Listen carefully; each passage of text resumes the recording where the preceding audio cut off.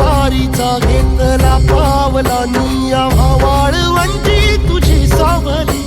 गळा भेट घेण्या भीमेची निघाली तुझ्या राम घोषात इंद्रायणी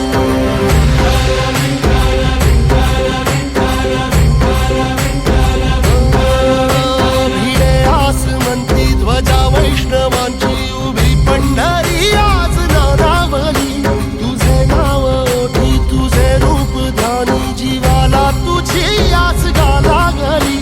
जरी बाप साऱ्या जगाचा परी